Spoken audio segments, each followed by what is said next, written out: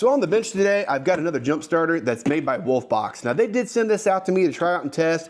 To be honest, I've actually done a few different units for them over the last few months here, and everything they've sent me so far, I've been pretty impressed with. So far with the testing I've done on this thing, it looks like it's gonna be no different. But I want to go ahead and take a second to run you through the model on this one because it is a slightly different than what they've sent me in the past. And I'll explain to you what I mean by that. But first off, when you get this out of the box, you're left with this little clamshell case.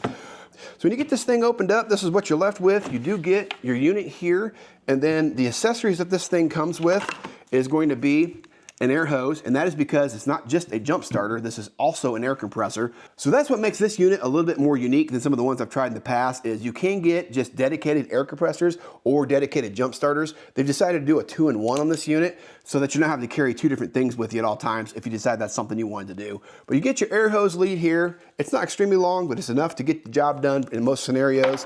And then you do get your jump starter cables here as well.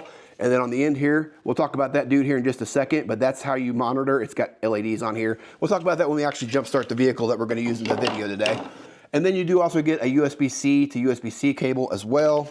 A few different little accessories here so you can air up like basketballs, beach balls, things like that. So you get your needle valve, you get your little plastic valve, and then that little adapter there, the only time I've ever really seen that used is on like road bikes. I think they use what they call a Presta valve, and you can adapt that up to like a Schrader so that you can use this unit to be able to air up those skinny tires on those bikes. Now, let's go ahead and dive into the unit here real quick. I have done a little bit of testing with this just on the air compressor side so far. I wanted to see how it did there.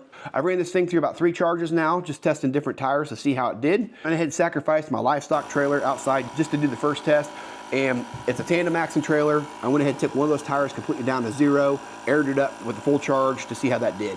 It took about 4 minutes to get that thing aired up to 40 PSI, which I didn't think was too bad considering those tires are a little bit smaller in nature. It's gonna be real similar size to like a passenger vehicle. But I did have enough battery charge when I was done airing up that one tire that I went around the other 3 tires, topped those off. They were all at 32. I knocked those up to 40, and I was able to actually top off the spare, which was sitting at 30. I knocked it up to 40 as well. And then by that time, after I got all 5 tires done, it was ready to be recharged again. The battery on this little guy is a 16,000 milliamp hour capacity, which aligns with just about all the other models that I've tried and tested over the years. Now, I have had the opportunity to try out several of these different brands. Of the ones that I've tested over the last several months now, I would say WolfBox is in the top 3 of the favorite ones that I've had the opportunity of testing. So take that for what it's worth. Now on this unit here, let's go ahead and run through this thing real fast. And then I've got a vehicle outside that actually does need to be jump started. My work vehicle is in need of a battery. If it sits for more than a couple days, I have to jump start that thing. Since it's a fleet vehicle, I have to wait for them to replace the battery for me. I can't do it myself. While it's kind of annoying, it does kind of actually work out for this video today. But I'll go ahead and get this thing turned on here. Now on this particular unit, it's got a really large, easy to read digital screen. Now you're gonna see those numbers on screen that kind of look like they're flickering. It's not doing that for me. It's just because of the settings on the camera.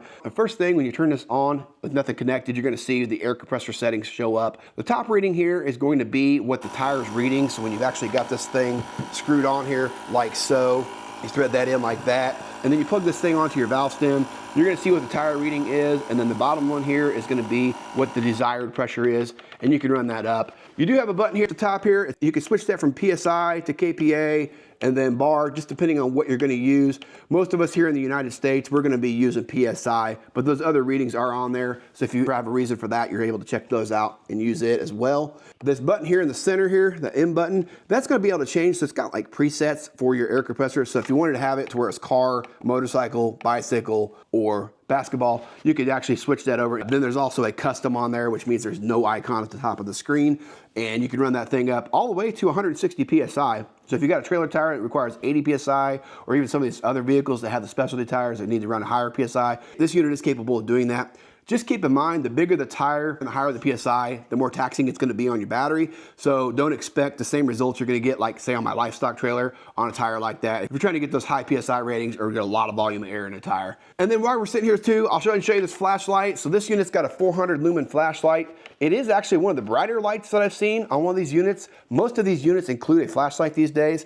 It's actually a pretty nice feature to have, especially if you get stuck out in the dark and need to be able to jump start something. You can quickly just kind of throw that light on real quick. You wouldn't believe how much easier that makes that task at night by having that built in like that. And then you also saw the light flash. It's got the SOS pattern. Most of them all come standard with that these days. Now, what's really cool about a lot of these jump starters as well is you can actually power other devices from it. It's this little door right here. You open that up. Shows you got a USB-A and a USB-C. The C is what you're going to use to charge the unit, but it can also output to a device as well. So if you need to get some juice to your phone and you didn't have a charge cord for whatever reason, you've got this here as a backup just in case. You could throw your phone on the charger and this thing can charge those devices back up for you. Now, a little tip I wanted to throw at you real quick, because I have ran into this a few times, is a lot of these units are requiring a higher wattage to actually be able to charge the unit. So some of your USB-A cords that you probably used to using just charge up little things around the house. If you plug it into this, the USB-C, it's not going to register enough. What you'll see on here is your battery will start flickering, letting you know it's charging whatever cell it is, depending on dead it is.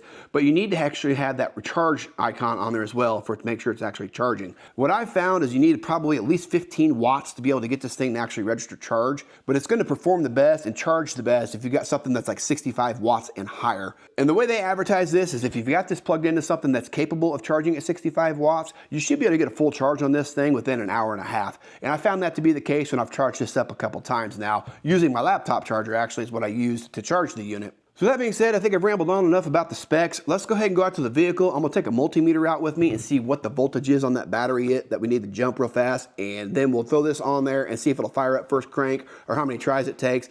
And then with this being fully charged, I wanna see what it does to the battery life on it as well. Because they do advertise this as being a 30 to 40 time charger. But what I found on just about every jump starter I've tested so far, that's not the case. Those numbers are slightly inflated across all models and all brands.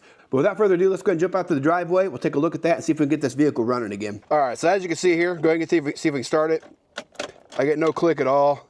Actually, the dash isn't even lighting up. It was lighting up earlier. I don't think power door locks will work either. Nope, so we're pretty dead. Let's go around here and check the voltage real quick, and then see if we can get this thing to actually jump start. Okay, so under the hood here on the van, I've got my multimeter here set to DC, and I'll see if I can get this. It's super sunny out here, so I apologize. You're probably not gonna be able to see this. I'll see if I can get the best I can here to get you where you can see that screen. If I put my multimeter here across the battery terminal here, you're gonna get 5.7 volts. So that's why that vehicle wasn't even lighting up on the inside. We are pretty low right now. This battery's getting worse and worse. And actually we're up to 7 volts now. So let me go ahead and put this jump starter on here and see what kind of luck we get. Now, as I mentioned when I was in my shop here a second ago, if you hook these leads up backwards, what you're gonna get on the actual little dongle here, you got the red and the green light. It's gonna let you know if it's reversed or not. Now it's just gonna give you a red light. It's not gonna audibly beep on you with this particular model. We'll go ahead and hook up to our negative over here real quick. And then we'll get to our red. I do have a green light blinking on this thing here, and I'm gonna go ahead and try to see if I can start this without hitting that boost button real quick to see if it'll actually do anything or not. I get the feeling because we're so low on this battery, we're gonna have to hit the boost button. So let's give it a shot. Turn my key. I got nothing. Okay, so let's go ahead and hit the boost button now and see if that changes our outcome. It should click. I heard it click. Let's go try it again. I got lights on my dash again. We've bypassed all the safety features on the unit. Dash is working. And just like that, we are up and running. So as you can see, that started up pretty easily. I had to hit that boost button. That battery was pretty low, but it didn't struggle at all to crank over. This thing had plenty of juice to supply to the battery to be able to get this vehicle running. I'll go ahead and get this thing started back up again. I'll let this battery charge off the alternator, and then I should be able to go back to work on Monday. So I don't think I already mentioned this, but this is a 3,000 amp model. That basically means you have the capability of 3,000 peak amps out of this unit. Most of the batteries that I see and deal with are in that 600 to 1,000 cold cranking amps. So this unit's gonna have more than enough juice to be able to start just about every vehicle you guys are going to come across, with the exception of a lot of your big rigs, obviously. They do rate this unit as being able to start a 8-liter gas engine or a 6-liter diesel engine.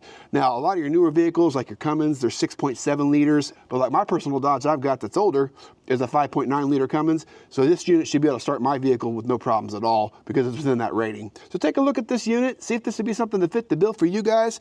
I think this unit here is probably going to be the unit I keep in my wife's Tahoe from here on out. That way she's got something there. She can air up the balls and stuff like that too when she takes the kids to soccer practice. But hopefully this video was somewhat helpful for you guys in making a decision as to whether this all-in-one unit might be the right fit for you guys or not. Appreciate you taking the time to watch. We'll catch you guys on the next one.